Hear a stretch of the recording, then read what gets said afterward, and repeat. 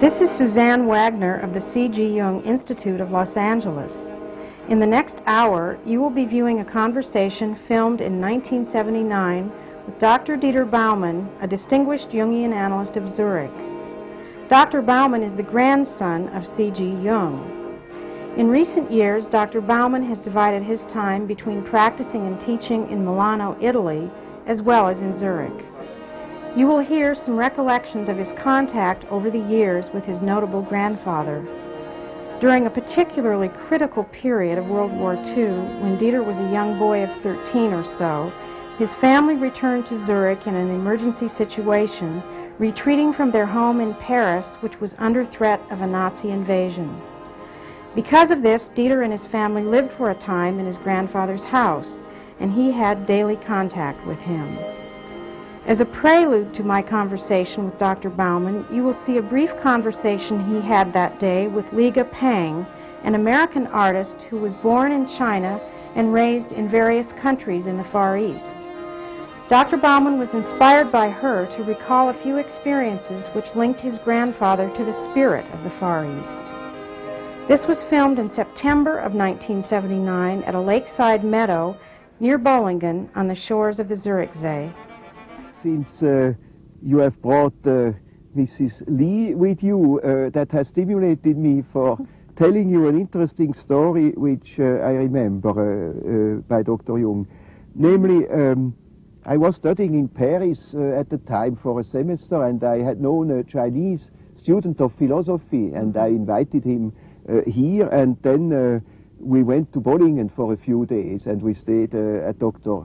Jung, and he sailed with us, and there were very interesting conversations. Mm-hmm. And I remember one particular occasion on which Dr. Jung asked a definite question to this. He asked this Chinaman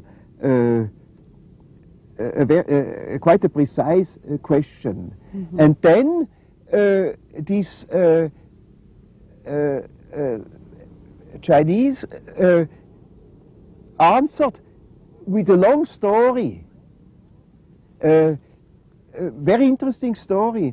And then Dr. Jung had to laugh, and he said, "Look, that's interesting. That's really the difference between East and West, or I don't know, or whether China and Europe, I don't remember exactly, because we in the West, in Europe, we always focus on one particular thing. Mm-hmm. But if you ask a Chinaman for a flower, he brings you the whole garden." That's wonderful. What he said. Yeah. Yes. Would you? Can you confirm that? Is this the Chinese way of thinking? That you see, one always sees the whole of the world behind every single thing. I think that's very true. Ah, is that so? Mm-hmm. Well, you see, I think Dr. Jung was also like that, because he had this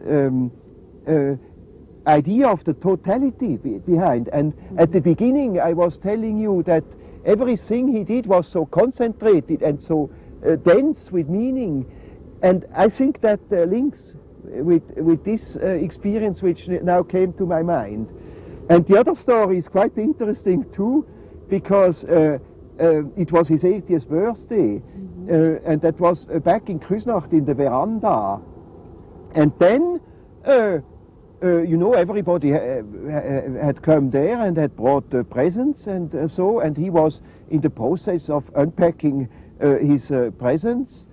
And you see the family members and I mean the family at large would watch him and so and be there. Suddenly a man walks through the garden, comes in and says to Dr. Jung, says, excuse me, are you Dr. Jung? Well, you must know that he was surrounded by a secretary and people like that, you see. But the man just came in through the garden and, are you Dr. Jung? And then my grandfather said, yes. And then the man said, could I have a word with you? He was American. And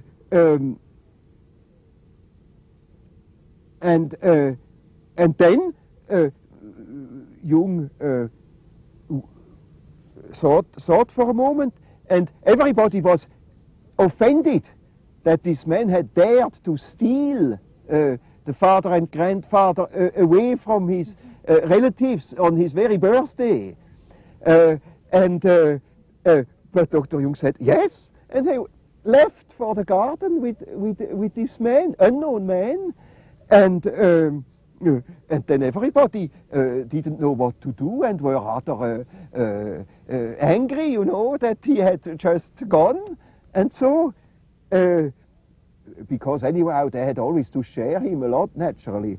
And then after half an hour, my grandfather came back to the veranda, very pleased, and said, he had just had a most interesting conversation with this man, because this man had either been born or lived the first years of his life in Korea, and that therefore he had absolutely no problem in understanding his psychology, because his psychology contains the opposites, which are also included in the East as a matter of course.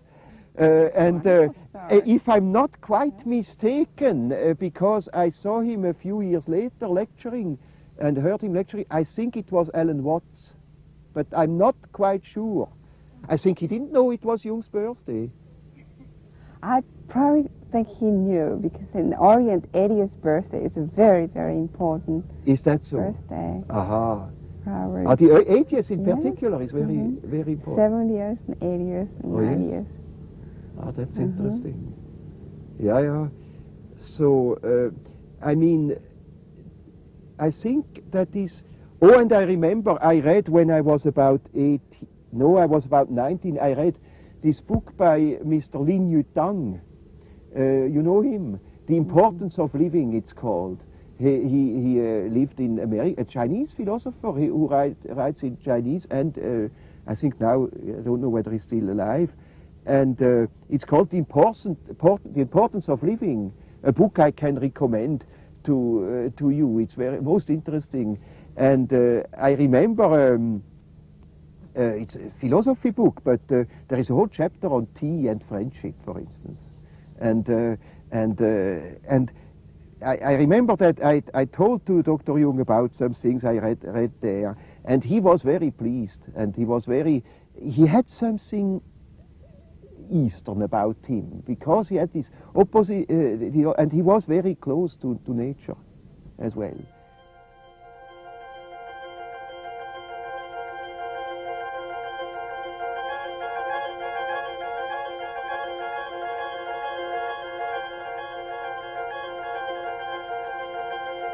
Dr. Baumann, we've come here to meet you in this beautiful place that you found for us, and we'd like to hear about your relationship to your grandfather, Dr. Jung, and some of your memories of him, some of your thoughts about him now. This is almost 20 years after his death. Yes, 18 years. Uh-huh.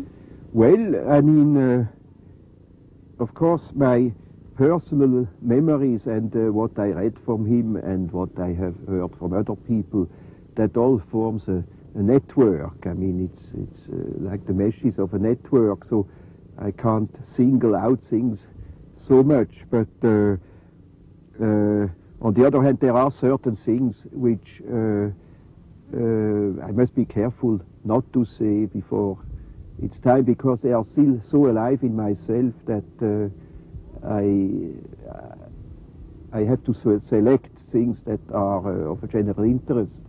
Now, maybe I can say a word about where we are first, because we are here near the island where Dr. Jung used to camp before he found the place where to build his tower in Bollingen. And he was one of the first campers in Switzerland, and he came here by sailboat and camped on one of these islands out there. I think that's only a peninsula, and the other one too, but around the corner he used to camp there. Of course, that was several years before I was born. Was Bollingen built when you were born? Was yes, he already there? I think the second part was added. The second was added in the year when I was born. Mm-hmm. What were your early years like? How did you get to know him? Did you see him often? No, because he was, in my early years, he was a very distant and remote person who was not in my field of consciousness yet. Uh-huh. My earliest memory of him is when I was about 5. That was in Schaffhausen, and which was the place where the mother of my grandmother, also the mother-in-law of Dr. Jung, lived. And we were on holidays there, and there was a fountain with two parts. There were 2 basins. One that was the large one, and then there was the lower one. And then there was a great crowd, you know, such a family invitation or something like that. And then we were, I think my brother and me, we were standing by that fountain, which was the entrance to the garden. And then the dandelions happened to be blossoming then. So what we did is we collected dandelions, you know, and then he put the stems together, putting them one into the other, and put it into, I think it was the larger basin, and he made such a contact, and then he sucked, you see, and then it came, the water came out, and he added one after the other, and so it was a whole, how do you say, water conduct. System. Conduit. Conduit, yes. Yes. Yes. That was about my earliest memory of him, I think. That's beautiful. And that was really beautiful. Yes. He was always very much in touch with the objects, and the objects had always a great meaning. There were not just objects alone. For instance, I have another memory, because he used to smoke the pipe and the cigar. And I connected this smoking the cigar, that was always a very spiritual experience for me, to see him suck on his cigar, and because it was always when he was reflecting and thinking. As a matter of fact, on an occasion in my analysis, Dr. von Franz said to me that smoking is the extraction of spirit from matter. You see, she told that later to me, and so of course that was quite an unconscious experience when I saw that, but that was a very dense impression which I had from him, to the point that when later I stayed at the friend, and his father was just an ordinary businessman, and I think bank director and what, and he had some enormous cigars there, but I was very disappointed. Now I don't know whether I saw this man smoke a cigar, but I mean, when I saw another man smoke a cigar, I find it utterly disappointing because there was it was absolutely unspiritual. You see? I had the same experience. You see, sometimes you see who is sitting in a sort of a very elegant car, and then you look at the face of the man, and then it's not as sophisticated as the car is. And so I had absolutely the same experience about the cigar. And so of course, you see, I only came to know him later through his books, and so or through discussions, and the first impressions were more of this concrete kind. Yes. But in that he was always very concentrated, and everything was meaningful. Well, now, when you were older, I have heard that you came back from France during the war and spent years living in the Jung household. Yes, we came back from Paris just a few days before the war broke out, exactly 40 years ago, and my father remained in Paris, so it was my mother with, we were then 4 brothers at the time, a 5th one came later. And so for 3 years we stayed at Dr. Jung's house. And then of course I saw him every day except when he was on holiday or away. And he used to, at the table, he used to speak about alchemy. It was a time in 1941, I think, he made his lectures on Paracelsus. It was the 4th, how do you say, centenary? Yes. Of Paracelsus' death, 1541. And then he used to speak about that. I didn't understand what it all meant, but it was loaded with meaning. And he also spoke about the Zosimos visions, on which he was writing at the time. And it was all very dense, and that was very interesting. Now,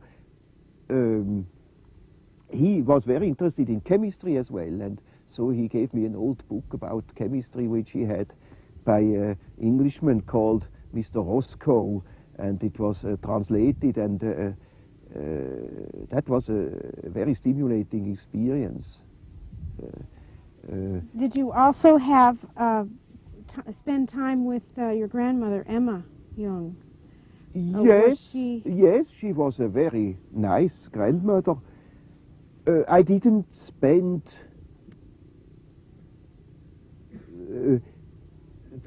any particular amount of time, especially with her, because you see I was 12, 13, 14 years old, and at that age you don't have to, you break away from mothers and grandmothers rather than seek them. I mean, he was naturally more interesting to you, to me, although I loved her very much. I mean, she was a very loving grandmother, that is true. She was a very fine woman, and she always she had really a very warm heart.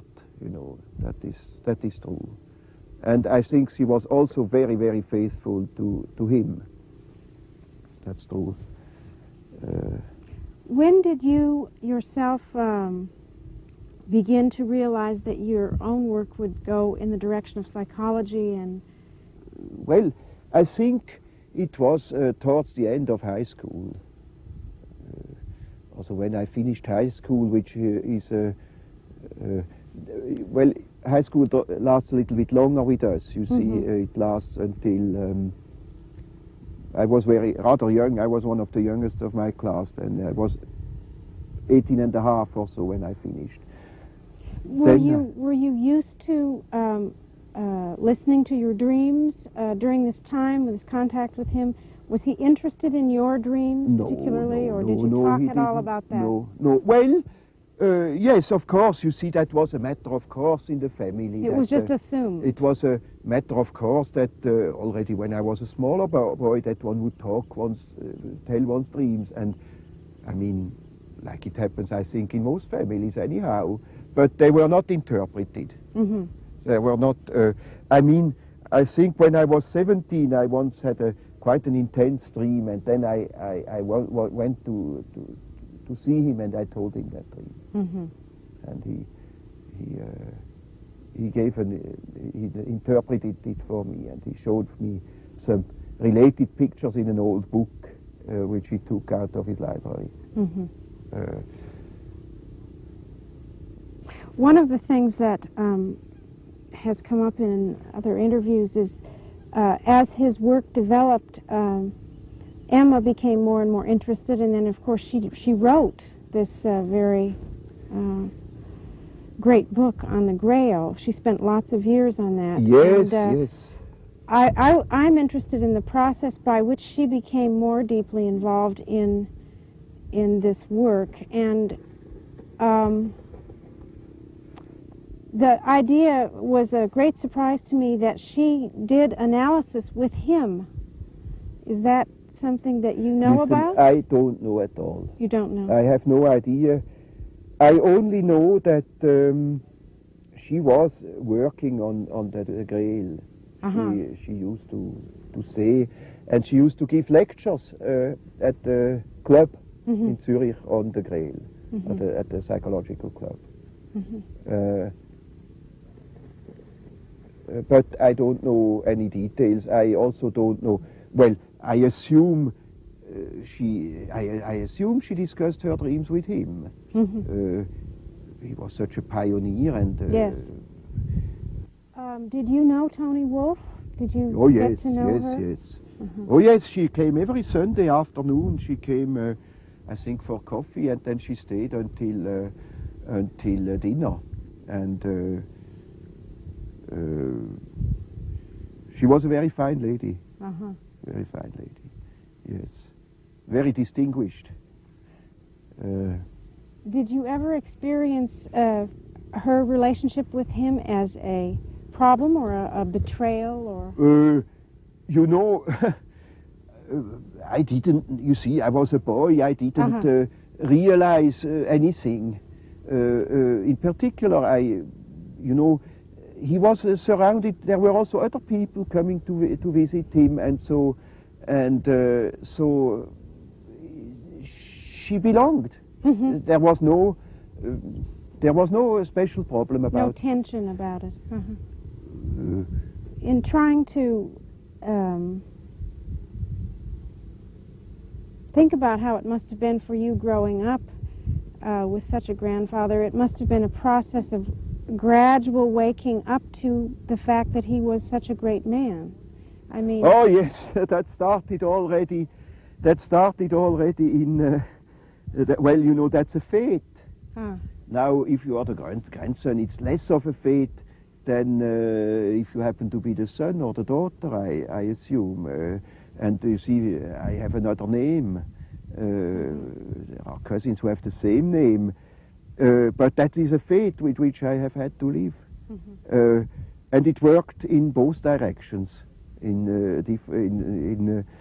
But I think the positive sum total is larger than the negative.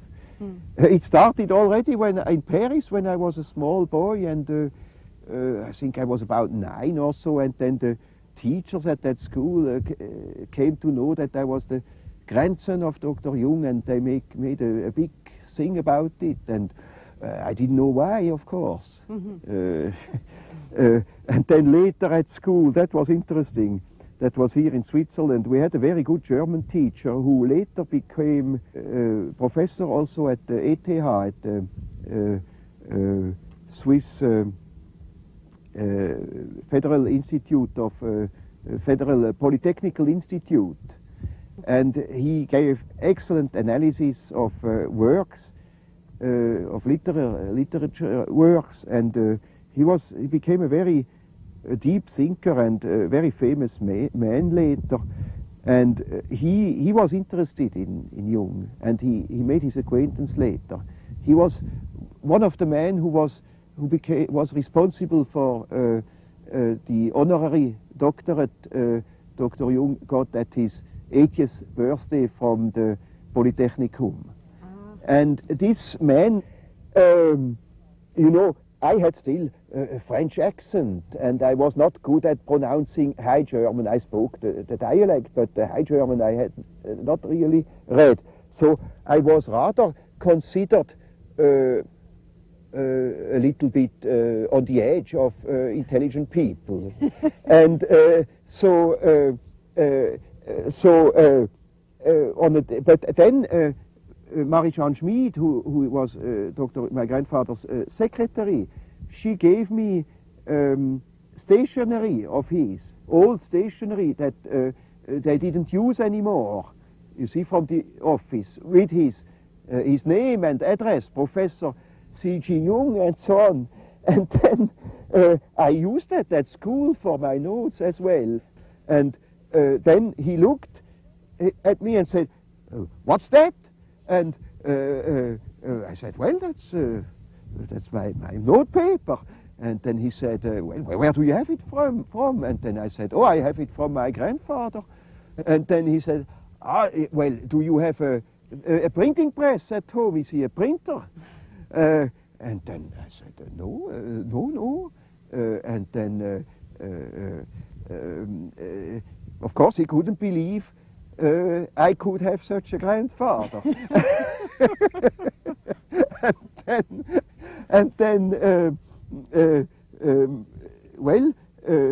That changed then his opinion, because then he found out that it was really my grandfather.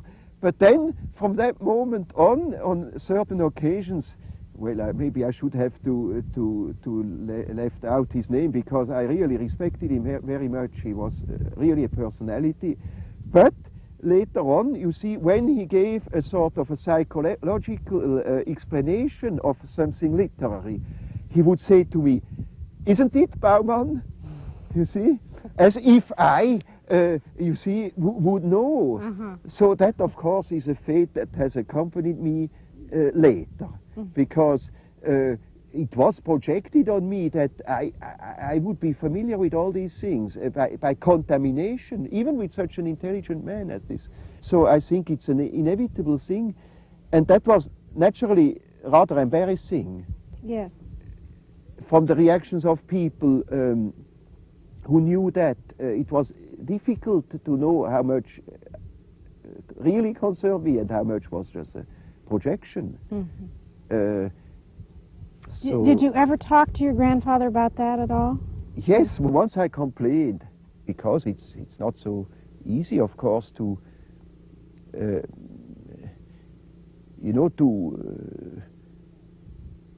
disidentify oneself.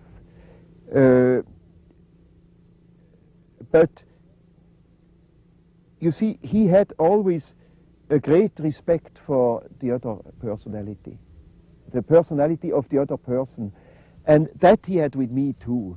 So he always, sometimes in an ironical way, sometimes in another way, but he always kind of gave me a punch, saying, you are somebody yourself, you can judge by yourself whether what I'm doing that suits you, whether you can confirm it or not. And he was, I think, like that with everybody. Also, that is, I think, one of the greatest, also that I think is one of my main impressions which, and lasting experiences I have had with him, that he never tried to influence me or to impose or, but I always felt completely free around him, always. Except when I had done something wrong, and he shouted at me or something like that, which was quite okay as a boy. But I mean, to say that... he didn't have his ideas about what you should be or do? Or... No, no, never. Did he seem sensitive He was very your nature? Dr. von Franz put it in these words once. He was very glad if he could stimulate somebody else to live his own life and his own creativity. That was really one of his greatest merits, and I personally think that is because he was so profoundly dedicated to what he had to do and to live. So there was nothing left to project on others. And I think that's one of his greatest merits. I never felt I only felt stimulated, but I never felt like having to do something which he would have omitted to do or to live. Now That's you an know, as an incredible analyst, gift. as an analyst, how much it happens in families that The unlived life. children have to carry what the parents have omitted to live. Well, what was his reaction when he learned that you were going to study and focus so much on analytical psychology? Oh, he made a joke. He did? He just made a joke. That was one of his ways to... He made a silly joke. But it was right. It was absolutely right, because that's just what I was trying to explain. Yes. Because he knew that he knew, of course, he was not, he knew that he had an influence and a fascination, naturally, I mean, because he was a very, he was, of course, naturally a very rare, well, unique, absolutely unique personality, as we all know. I mean, I don't have to explain to you, and he was aware of that. Well, maybe here I could, although you can read it in one of his books, but maybe here I can quote him, because that made quite an impression on me in his essay on the psychological interpretation of the Trinity. He speaks about the Holy Ghost, and towards the end he writes there that the next chapter in the story of the Trinity would probably be the revelation of man, the revelation of the Holy Spirit out of man himself. Not projected elsewhere, but out of man himself. And then, however, he goes on there to say that this, however, created the greatest dangers if one would identify with that. For instance, we identify with the intellect and think we can master the world, and like that we destroy it. Or the Superman of Nietzsche, which had its consequence in National Socialism and so on. And that this identification would be very dangerous. And then there is one part of a sentence which I remember very well, and that is, instead of never forgetting that one is only the barn in which a new Lord is being born. And I think that has helped me a great deal, and because I don't know, but I think he was aware that the genius was in him, and that he didn't create it, so he was always very modest and very it reminds me also of his autobiography, his Memories, Dreams and Reflections, where he writes that as an adolescent he was quite frightened to realize how strong he was. Yes. So Well, there's still one always felt that modesty, you see, and he was always also, one had a great respect and great respect, and he would sometimes be quite closed when he had to concentrate on something, but especially here in Bollingen, where you see, as a boy I was a number of times in holidays with him as my other cousins and brothers, and he was always very accessible. From your experiences living so closely with your grandfather during the war, I wonder if you could speak a little bit about the continued criticism of him, that he was anti-Semitic or that he was too friendly to the Nazis. My personal, I never had any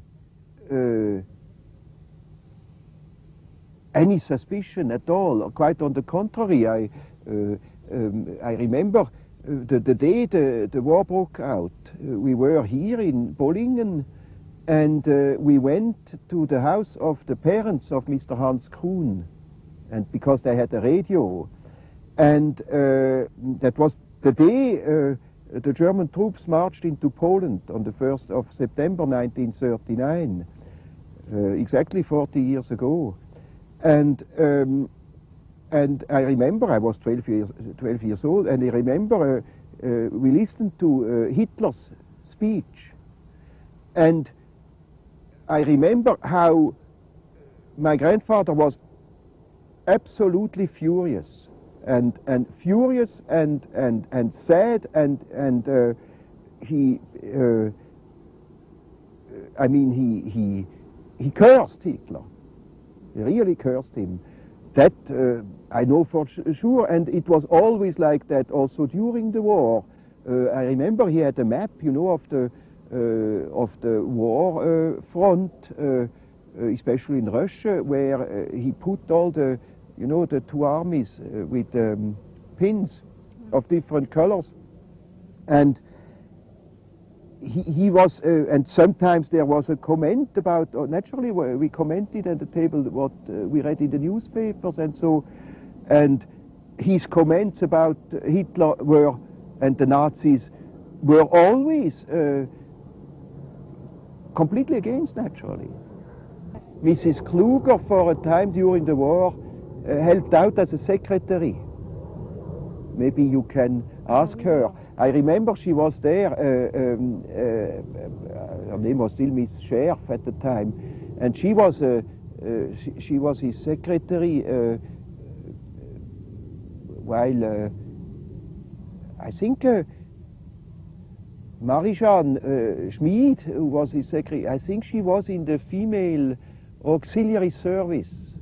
So she was in the on duty in the army, and during that time, for a while, Miss Scherf, the then Miss Scherf and now Mrs. Kluger, helped out.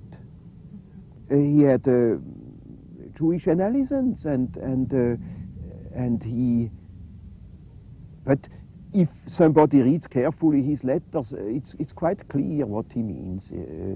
I think, but I can only confirm from my personal experience. I was very astonished when I heard these rumors, and as often it was misunderstood and then later misunderstood on purpose. On purpose. I would say it's in bad faith, because if somebody really takes the trouble to read all the documents and the evidence, it's quite clear. I once discussed it with Dr. von Franz, and so I don't know whether I should say it, but he saw that something was going on in the unconscious. I mean, that was before, but that has nothing to do with my personal experience. He saw and tried, I think that's the way Dr. von Franz put it, he tried to shout at the Germans that this was not a political thing to do, but it was something in the soul of the individual.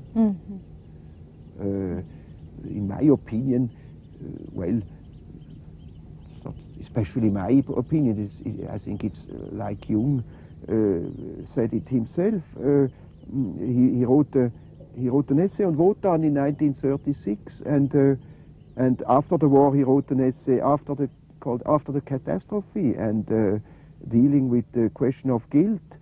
And you see, the Germanic people were mostly Christianized by force, and there is a so-called they had to abjure their gods, and there is a special formula in Old German, which is it's the baptismal declaration of faith, and in that they have to deny their own gods, such as Wotan and Donar and Saxnot, and call them devils. Now imagine children who have to deny their parents, and that has been a wound, and so that came up again, probably in this terrible way. Another avenue I would like to explore is it comes out in people's memories about him, what an earthy person he was and how much he enjoyed the moment. And sometimes I think that can be lost. That's one of the things we're interested in hearing about. And do you have anything to say in that regard about him? Did he impress you that way always? Oh yes, he was completely earthy. He was, and at the same time, completely spiritual. It was just a blend of it. He was a peasant, and he was a medicine man also, and he was an excellent cook and a sailor, and there you see he had what the Greeks called Techne, hence our word technology and so on. And Techne means also art and skill, and so it is technology at the original level. And I remember during the war there was in the backyard at Bollingen, he planted corn, and then he invented a device how to sow the corn. And I saw that was very interesting, because he took a bottle and filled it with grains of corn, and then the cork, he halved the cork so that only one grain could pour through at a time, and with that he sowed the corn. You see, he was in contact with the element, and in Bollingen you always felt stimulated to do such things. I remember finding a stone, and then we carved it, you see, and things like that. And then you see he had his so-called waterworks. That is a very interesting thing. I don't know whether it is mentioned anywhere. That was a fluvial system in miniature. Yes, because in the land around his tower, at a certain place the soil is moist, and so there is water oozing out there. It is artesial water, probably. It's a sort of a well. I mean, the well was also found there. You said he didn't know there was water when he built the first tower. Only later they found water and built the well. You see, in those days the water of the lake was still rather clean, so they boiled the water of the lake. But then he had his well, but then a little further from the well, the ground was kind of soaked, and so the water oozed forth. And then I remember that was also one of my first remembrances. I think I was about 8 years old, and the brother of Hans Kruhen was also there. He dug out, you know, he dug for that water in different little riverlets, you see, and then joined them to one main stream. And then all these little rivulets were coming together to that main stream, and then it flowed into the lake, and there was, out of stones, an inner harbor and an outer harbor. And we played as boys, you see, we helped him, but he did that to the end of his life. Every time I visited him there later, to the very end of his life, that was always running, and he would sit there for hours and dig out the little stones that would be an obstacle and so, and he would even use ash from a certain kind of coal, and the ash of that coal of course kills the vegetation, so he even used to Spread that. spread that ash there so that everything would be free. As you visited him in Bollingen, it must have been growing and changing as he added rooms and sculpted. Did you like to come to see what he had done? I mean, was that something you paid attention to? Yes, of course, I noticed it, Yes. especially when I was older. You see, when I was younger, one grew up with it, and it was the world. I mean, it's only later that I became conscious of all the hidden meaning in it. But it was always a surprise, naturally, and it was quite impressive. And Did you ever but that help was him? also no.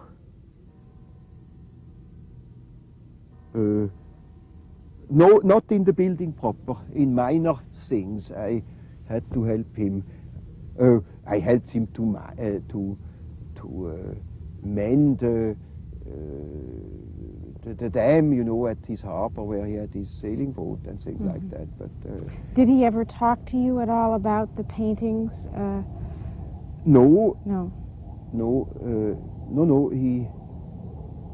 He let them talk by themselves. When you spent time at Bollingen, did you sail with him? Oh yes, quite a bit. He used to take me with him.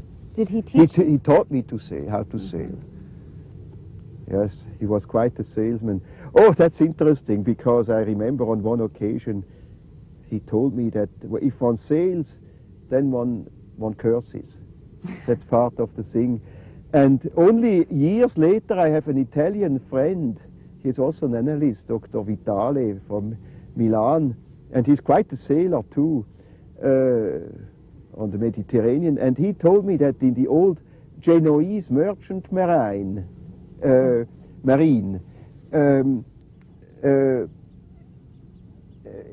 when hiring shipmen, sailors, it was apart from so much rum per day, it was part of the contract, the right to curse. And so that taught me how to sail. Do you know anything about how Jung chose the site for the Bollingen Tower, that it was so close to the water? Yes, there was a quarry. They tried to get gravel out of there, and he bought it from this factory. I mean, this enterprise, because it didn't render enough. It didn't yield enough there, and so the quarry was soon abandoned. It's a very small quarry, and in the opening he put his house there. And then he grew trees around it, and then they grew again. And I remember once he told me that he was very happy that things were finding their growing into their natural state again. Do you use Bollingen as a retreat, a Yes, place? yes. I think I'm very fortunate. He left us. He left us really something marvelous. It's some of us use it as a retreat because it's very peaceful and it's very good for creative work. And others they go more in families, in crowds. I have done both. I have also been there with my family. It has both aspects. I remember he used to stay alone there for weeks, but then he also had a few relatives there sometimes and for instance at Whitsun Day, which is 2 or 3 days of holiday, some of us would sail up there and then there would be a crowd there and it was very merry, a very merry atmosphere.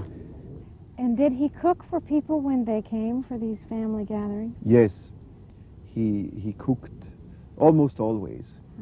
And it was always an English or American breakfast. Oh. Yes, yes, with eggs and ham and sardines and all that stuff. And then nothing at lunch. Only at lunch, only a little snack, but no real meal.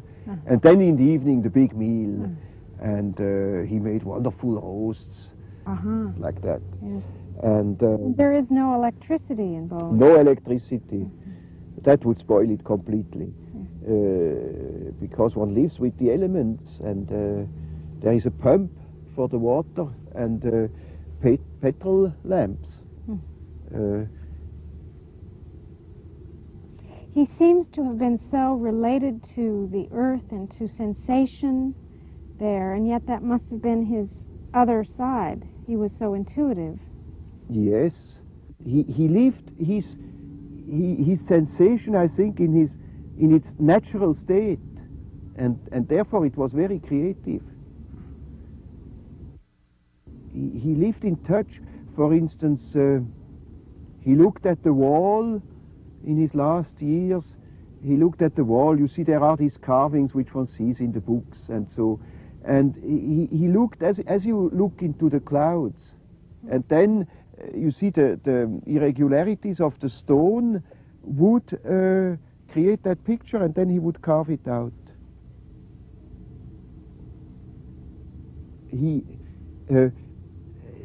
I read an interview once in a magazine, which I don't think isn't published anywhere else, and that was published about a year or so before his death. And a reporter went to interview him, and then Jung explained to that man that he was listening to the call of the objects. And then you see that man eventually had to leave him when the interview was over, and bid farewell to Jung, and said that then Jung turned to a piece of meat that wanted to be cooked and wanted to be eaten afterwards. Before his death, he tells in his memories, dreams, reflections of several brushes with death, several serious illnesses.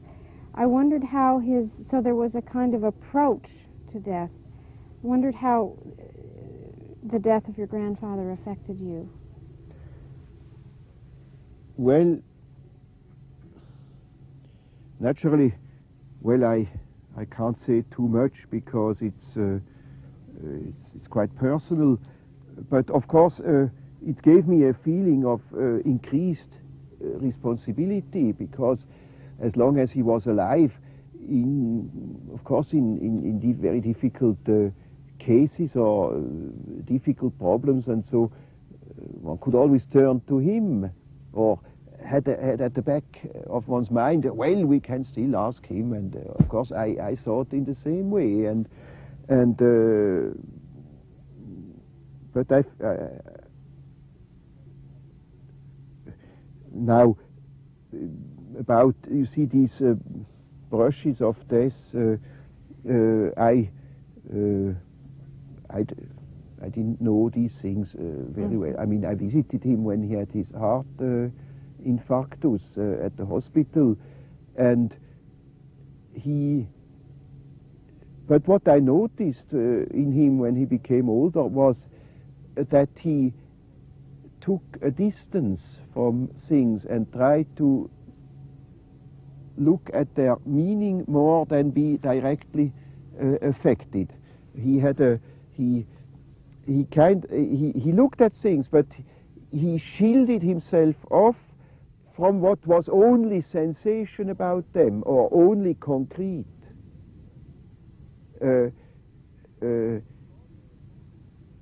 Because he needed to have space, I think, personally, that's my interpretation of it, to reflect on them.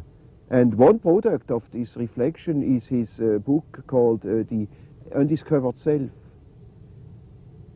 which was written very much under the impression of the world situation at that time.